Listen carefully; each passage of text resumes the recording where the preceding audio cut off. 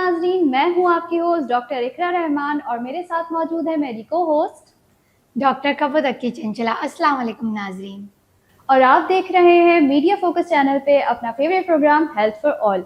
हमारे सभी प्रोग्राम्स को इतना पसंद करने के लिए और इतना अच्छा फीडबैक देने के लिए आपका बहुत ज़्यादा शुक्रिया। हमारे सभी प्रोग्राम का मकसद आपको बीमारी के मुतालिक आगाही देना और आपको सेहतमंद ज़िंदगी गुजारने के तरीके बताना है। इसी मकसद को आज पूरा करने के लिए आज हम एक नए टॉपिक के साथ आपकी खिदमत में मौजूद हैं और वो टॉपिक है मलेरिया। क्या ख्याल है डॉक्टर कपूर आपका मलेरिया के बारे में? देखिए, मलेरिया के बारे में हम सभी जानते हैं तकरीबन, और कभी ना कभी हमें ज़िंदगी में मलेरिया हुआ भी होता है। जी। लेकिन लोगों को पता नहीं होता कि मलेरिया के अलामात क्या होते हैं, मलेरिया चीज़ क्या है। मलेरिया बेसिकली क्या नाम है, मॉस्किटो से होता है, जिसे मतलब मच्छर से होने वाली एक बीमारी है। जी। लेकिन मच्छर के अंदर मलेरिया मौजूद नहीं होता। मलेरिया एक तरीके का वायरस है, जिसे प्लाज्मोडियम वायरस की वजह से मलेरिया होता है। जी। अगर किसी मच्छर के अंदर प्लाज्मोडियम मौजूद है और वही मच्छर आपको काटे तो आपको मलेरिया हो सकता है। इसी के साथ साथ ये हर मच्छर के काटने से मलेरिया नहीं होता। स्पेसिफिक मच्छर होते हैं इसके लिए। फीमेल एनोफ्लीज मतलब मादा होनी चाहिए। अगर जी। क्या नाम है, मेल मच्छर काटेंगे तो जी। आपको कभी भी मलेरिया नहीं होगा। जी। जी। अगर वो आपको काटे और उस मच्छर के अंदर प्लाज्मोडियम का वायरस मौजूद हो तो ही आपको मलेरिया होगा। अच्छा, मलेरिया जो है वो एक किस्म की खतरनाक बीमारी है जिसे हम इतना इम्पोर्टेंस देते नहीं है। अगर इसका बरवक्त इलाज ना किया जाए तो ये जानलेवा भी साबित जी हो सकती बिल्कुल। है। लेकिन ऐसा नहीं है कि ये लाइलाज बीमारी है, इसका इलाज मुमकिन है। पहले ज़माने में ऐसा होता था, हमारे पास बहुत सारी बीमारियों के इलाज मौजूद नहीं थे, लेकिन साइंस ने इतनी तरक्की कर ली कि आज हमारे पास ज़्यादातर बीमारियों के इलाज मुमकिन है। तो इसकी कुछ टाइप्स होती हैं। जी इसकी पहले ज़मानों में ऐसा होता था कि हम 4 टाइप्स पढ़ा करते थे, जिसमें आती थी एक Plasmodium falciparum, Plasmodium oval, Plasmodium vivax और प्लाज्मोडियम मलेरी। अब जदीद तरक्की के साथ हमारे सामने एक नई टाइप आई है जिसका नाम है प्लाज्मोडियम नोसेली। जी बिल्कुल ऐसा ही है। 5 अक़साम हो चुके हैं मलेरिया के, जिसके अंदर सबसे खतरनाक अक़साम जो है वो फेल्सीपेरम है, प्लाज्मोडियम फेल्सीपेरम। क्योंकि प्लाज्मोडियम फेल्सीपेरम के ज़रिए हमें सेरिब्रल मलेरिया भी हो सकता है। इसका मतलब है गर्दन तोड़ बुखार। कभी कभार मलेरिया इतनी शदीद ज़्यादा हो जाती है कि वो ब्रेन तक पहुंच के हमें क्या नाम है, झटके भी पड़ सकते हैं मलेरिया की वजह से। जी बिल्कुल। अच्छा, हम स्प्रेड पे बात करते हैं कि ये मलेरिया स्प्रेड हो कैसे रहा है। ये तो हमें पता चल गया कि मच्छर के काटने की वजह से हो रहा है। ये मच्छर आ कहाँ से रहा है और ये किस तरीके से स्प्रेड हो रहा है। अच्छा, आपने अक्सर देखा होगा जो सफाई के हमारे यहाँ कहना चाहिए, कहते हुए तो बुरा लगता है, लेकिन नाकिस जो सफाई के हमारे यहाँ हालात हैं, तो गली गली में कूड़ा कचरा, गंदा पानी बारिश के बाद खड़े हो जाना, तो ऐसी जगहों पे मच्छर ज़्यादा देखने में आते हैं। अगर आप घर में बारिश के बाद पानी कहीं खुला छोड़ दें, बाल्टी में पानी भरा हुआ छोड़ दें, उसको ढक के ना रखें, तो मच्छर ज़्यादा हो जाते हैं और आपको नहीं पता कि उसके अंदर मलेरिया भी हो सकता है। जी ऐसा ही है। मलेरिया का जो मच्छर होता है ना, वो घर में अगर बाल्टी में पानी आपने भर के रख दिया है, जो आम तौर पे हर इंसान अपने घर पे रखता है, जी तो बिल्कुल। उसके अंदर मच्छर पैदा होने लग जाते हैं। ज़रूरी नहीं है कि मच्छर जो है वो किसी गली कूचे या नाले में ही पैदा हो, जी। मच्छर आपके घर में भी पैदा हो सकते हैं। इसीलिए कहते हैं कि कभी भी आप पानी को भर के ना रखें, इस्तेमाल करें, उसको टैप में ही रहने दें। जब आपको नहाना हो या जब भी आपको इस्तेमाल करना हो, उसी टाइम पे आप अपने नल का इस्तेमाल करें। जी बिल्कुल। अब थोड़ी सी बात करते हैं मलेरिया के सिम्टम्स के हवाले से कि मलेरिया में आपको किस तरीके के सिम्टम्स आएंगे और आप कैसे इस बात का पता लगा सकते हैं या शुबा ज़ाहिर कर सकते हैं कि आपके इर्द गिर्द जिसको ये सिम्टम्स आ रहे हैं वो पेशेंट मलेरिया का है या नहीं। तो सबसे पहले अगर हम मलेरिया की बात करें तो जो मोस्ट कॉमन जो सिम्टम्स आते हैं, जो मरीज़ को जो फील होता है, वो होता है पहले बुखार, हाई ग्रेड फीवर जिसे कहते हैं, बहुत तेज़ बुखार होता है। और उसके बाद हेडेक, सर का दर्द हो जाना। उसके बाद थोड़ा ब्लर विजन, थकावट, बॉडी में बहुत जनरलाइज्ड बॉडी पेन होता है और फ्लू लाइक सिम्टम्स आप इसको कह सकते हैं, और सर्दी लग के बुखार आता है, झुरझुरी लगती है, कपकपी होती है। ऐसा ही है। लेकिन हम कभी कभार हमें जो सर्दी लग के बुखार आता है, ऐसा हमें टाइफाइड में भी हो जी। जाता है, और यूरिन इन्फेक्शन, जो पेशाब का इन्फेक्शन है, उसमें हाँ। भी ऐसा हो सकता है। तो इसलिए हमें फ़र्क करना ज़रूरी है कि मलेरिया में और दूसरे बीमारियों में क्या फ़र्क है। मलेरिया का जो सबसे कॉमन सिम्टम है वो ये है कि कपकपी, इतनी कपकपी होती है कि दाँत काँपने लग जाते हैं। अगर आप बिस्तर पे हैं तो बिस्तर भी काँपने लग जाता है, इतनी ज़्यादा कपकपी होती है। और बुखार 103, 104 उतर नहीं रहा होता। पैनाडॉल भी खा रहे होते हैं फिर भी आपका बुखार नहीं जाता। अच्छा, ये सिम्टम्स अगर हम वक्त के साथ बर वक्त इसको कंट्रोल कर लिया जाए, अपने कंसल्टेंट के पास जाके आप दवाई ले लें और इसको कंट्रोल कर लें, तो इसको बहुत अच्छे तरीके से मैनेज किया जाता है। लेकिन अगर मलेरिया आपके कंट्रोल से बाहर हो जाए तो फिर आपको और ज़्यादा मज़ीद सिवियर सिम्टम्स भी आ सकते हैं, जिसमें है फिट्स पड़ना। अगर आप फीवर को कंट्रोल नहीं करेंगे तो आपको झटके भी पड़ सकते हैं। इसके अलावा न्यूरोलॉजिकल सिम्टम्स जिसे हम कहते हैं वो भी आ सकते हैं, लेकिन वो मोस्टली सेरेब्रल मलेरिया के अंदर आते हैं। दूसरा ये कि इन सारे मलेरिया और दूसरी बीमारियों को फ़र्क करने का तरीका जो सबसे अच्छा है वो है लैब टेस्ट करवाना। तो लैब टेस्ट हम कौन सा करवाते हैं डॉक्टर कपूर? देखिए, कॉमन जो लैब टेस्ट है वो है मलेरिया पैरासाइट का टेस्ट, जिसे हम कॉमन ज़बान में एमपी कहते हैं।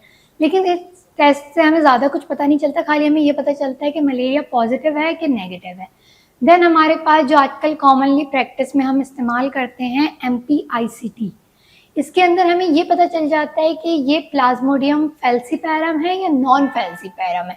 ये हमें एक आइडिया दे देता है, क्योंकि फैल्सीपैरम और नॉन फैल्सीपैरम मलेरिया का जो ट्रीटमेंट प्लान होता है वो मुख्तलिफ होता है। लेकिन जो गोल्ड स्टैंडर्ड टेस्ट है जिस पे हम रिलाई कर सकते हैं, कभी कभार ये टेस्ट भी आपको फॉल्स पॉजिटिव रिजल्ट दे देते हैं। तो माइक्रोस्कोप का जो टेस्ट होता है जिसमें थिक एंड थिन फिल्म बनाई जाती है और उसको माइक्रोस्कोप में देखा जाता है और उनकी आइडेंटिफिकेशन की जाती है, क्योंकि जब आपके जिस्म में मलेरिया एंटर होता है, जब आपके जिस्म में प्लाज्मोडियम का वायरस एंटर होता है, तो वो अपने आप को मल्टीप्लाई डिवाइड, एक साइकिल होता है, वो पूरा साइकिल कंप्लीट होता है, जिसकी वजह से आपके जो लाल खून होते हैं, उसके जो सेल्स होते हैं वो टूटते हैं और उसके बाद उनका जो एक शेप होता है, एक तरतीब होती है, वो बिगड़ जाती है। जी बिल्कुल ऐसा ही है। और इसके अंदर सबसे कॉमन चीज जो हमारे पूरे बॉडी के अंदर हो जाती है, हमारे जो तिल्ली और जो हमारा जिगर है उसमें स्वेलिंग आ जाती है। तो इसलिए जब भी हम अल्ट्रासाउंड करवाएंगे मलेरिया के पेशेंट का, तो उसमें हमें हेपेटोस्प्लीनोमेगाली मिलती है।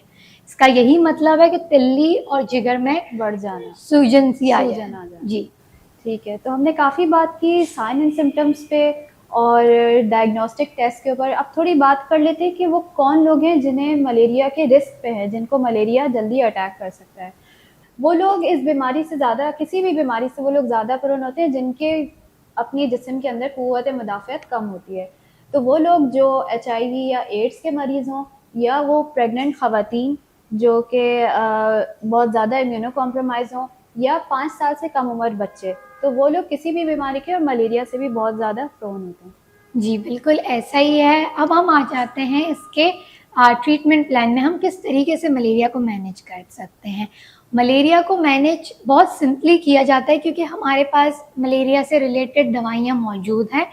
अगर ये नॉन फैल्सीपैरम मलेरिया है तो उसमें हम आर्टीमीटर का इस्तेमाल करते हैं। अगर वो फैल्सीपैरम जो कि सबसे खतरनाक मलेरिया कहा जाता है, उसमें हम क्विनीन इस्तेमाल करते हैं, हाइड्रोक्विनोन, प्रिमाक्विन, ये सारी चीज़ें। लेकिन सबसे ज़रूरी है आइडेंटिफाई करना कि हमें मलेरिया है, जिसके लिए टेस्ट बहुत ज़रूरी है।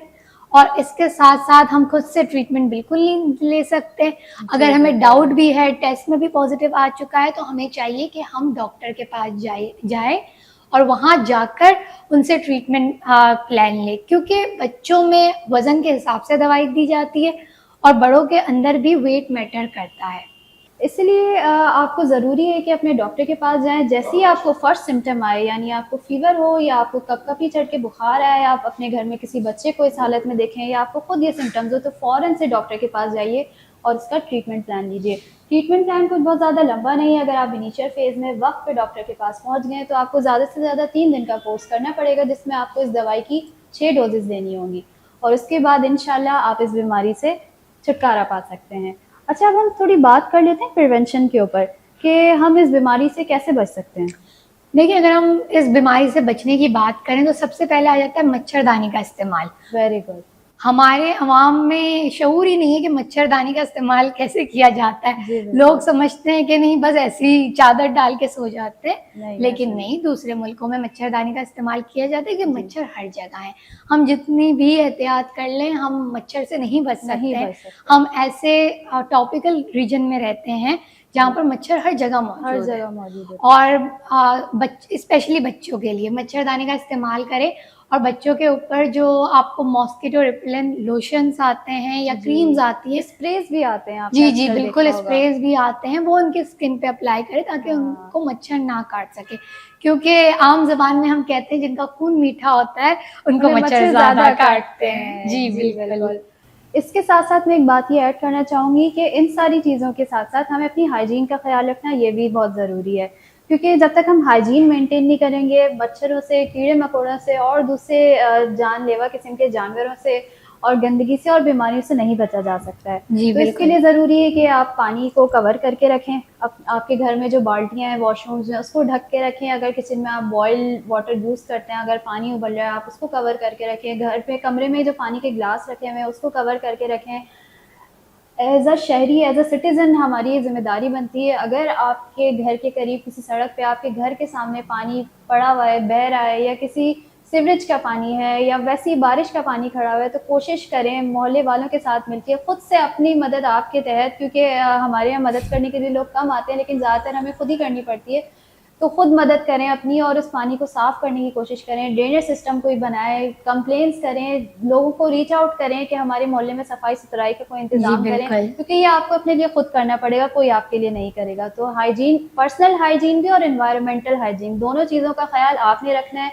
शहरी के तौर पे, मुसलमान होने के तौर पे हर जगह हाइजीन का, सफाई का ख़्याल आपको खुद रखना ज़रूरी है। जी बिल्कुल डॉक्टर इकरा, आपने बहुत अच्छी बात कही।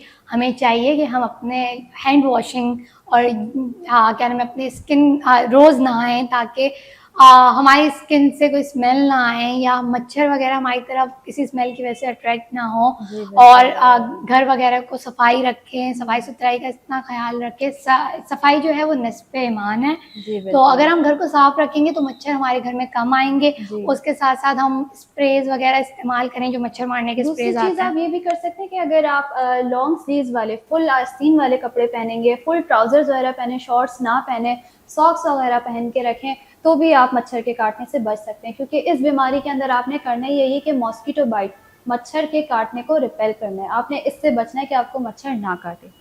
जी, बिल्कुल ऐसा ही है। उम्मीद है हमारा आज का प्रोग्राम आपको पसंद आया होगा। हम आपके फीडबैक के मुंतज़िर रहेंगे। अगर हमसे कोई सवाल करना चाहते हैं या अपना फीडबैक देना चाहते हैं या किसी टॉपिक पे कोई प्रोग्राम देखना चाहते हैं, तो स्क्रीन पे दिए गए हमारे नंबर और ईमेल एड्रेस पे हमसे रब्ता कर सकते हैं। नेक्स्ट टाइम तक के लिए हमें इजाज़त दीजिए। नेक्स्ट टाइम कोई और नए टॉपिक के साथ हम आपकी खिदमत में हाज़िर होंगे। तब तक के लिए अल्लाह अल्लाह हाफ़िज़। हाफ़िज़।